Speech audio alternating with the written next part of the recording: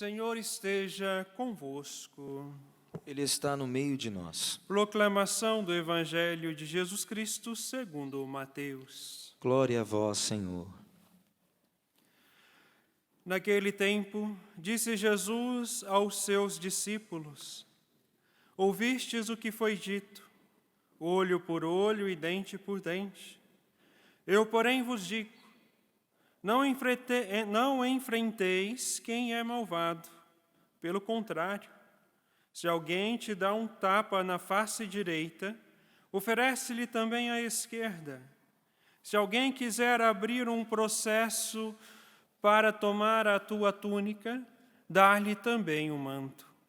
Se alguém te forçar a andar 1 quilômetro, caminha 2 com ele. Dá a quem te pedir, e não vires as costas a quem te pede emprestado. Palavra da salvação. Glória a vós, Senhor.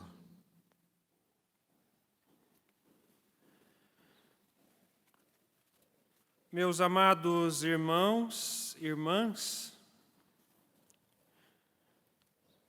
maldades acontecem em todas as épocas, em todos os lugares, em todas as realidades por onde nós passamos. E algumas delas são extremamente chocantes, que nos levam muitas vezes a questionar, ou até mesmo a perguntar, como um ser humano é capaz de tal ato? Embora isso aconteça com muita frequência na sociedade de hoje, não podemos achar que isso é normal e nem nos conformarmos com tais acontecimentos. O ato de violência, desde um mais simples a um ato brutal, é algo que nos deve chocar sempre, porque choca profundamente o coração de Deus. Qualquer tipo de ato de violência deve nos chocar sempre, porque choca o coração de Deus.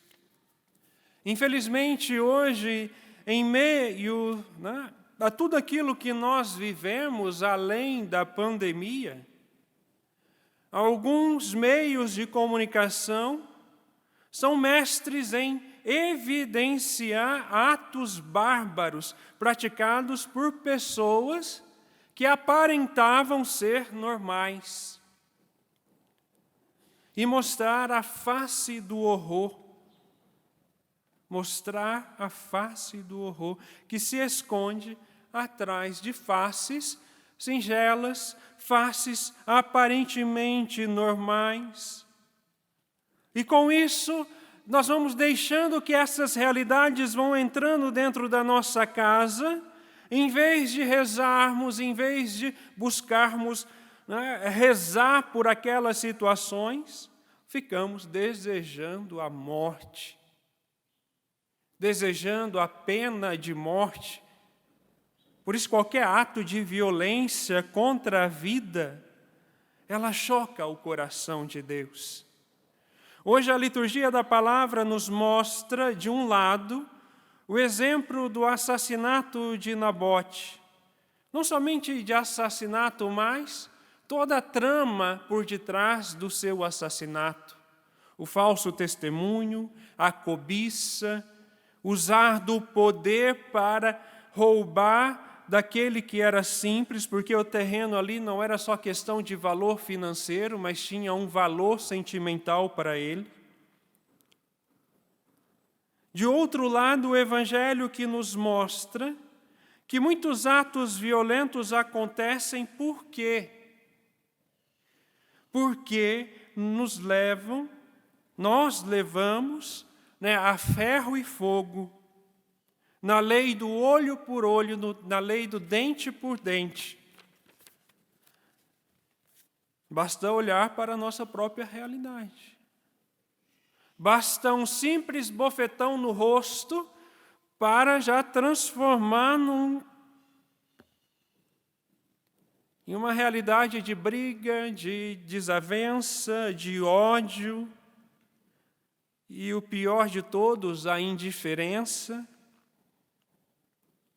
Infelizmente, os cristãos estão se esquecendo, ou até mesmo já se esqueceram, o que é realmente ser católico, e pior ainda, o que realmente significa o perdão e a misericórdia. Por que eu digo isso? Diante dos fatos que hoje nós vivemos em meio à tensão política no nosso país, cristãos e católicos brigando porque eu sou de direita, porque eu sou de esquerda, porque eu sou de fulano, eu sou de cicrano, e se esquece que nós somos cristãos, que nós somos de Cristo. Por isso se multiplicam os atentados contra a vida. Por isso se multiplica a violência e a morte em meio à sociedade de hoje, porque até mesmo aqueles que eram para dar testemunho de vida, infelizmente hoje são os primeiros a atirarem a pedra. Infelizmente hoje nós vemos um total descaso com a vida humana. Pessoas que matam outras por pouca coisa, coisas simples, inveja, ciúmes, ganância, ou simplesmente para demonstrarem o seu poder, como nós vemos o exemplo da primeira leitura de hoje. O desrespeito humano cresce cada dia e é preciso fazer algo para conter. É preciso fazer algo para conter a violência, é preciso fazer algo para conter o ódio, é preciso buscar a vivência do Evangelho, porque não existe outro modo de vencermos o mal. Porque se eu pagar o mal com o mal, uma bofetada com uma bofetada, um ato de violência com outro ato de violência, isso vai virando um círculo vicioso. Não retribuir ato de violência com outro ato de violência.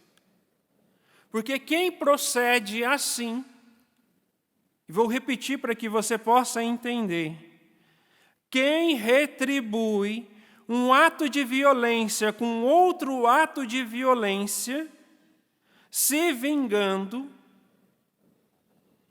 ele não obtém a paz. E nem o fim da violência. Isso vale para todos e tudo, em qualquer lugar, qualquer situação, desde os atos mais irrelevantes que nos ocorrem no dia a dia de nossa vida, aos atos grandiosos, catastróficos, que chocam o mundo inteiro. Não podemos pagar o mal com o mal. É preciso aprender a usar a lei do Evangelho, o amor, a misericórdia, porque nós só venceremos o mal pelo amor, vivendo uma vida de santidade como nos ensina os santos e santas de Deus. Sem vida de santidade, sem o amor, sem a misericórdia, nós não iremos romper com esse círculo vicioso de violência que está em nosso meio. Inclusive você que é católico, que fica brigando por causa de política e se esquecendo que você é de Cristo. A justiça do cristão precisa ultrapassar a justiça das leis humanas.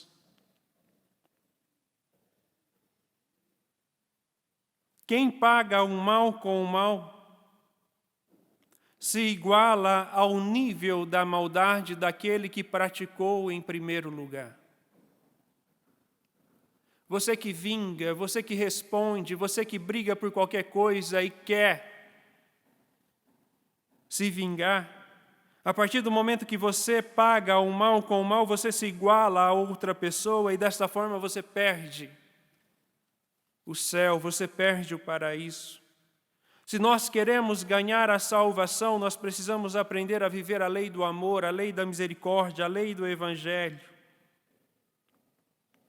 Quando pagamos o mal com o bem, rompemos com este círculo vicioso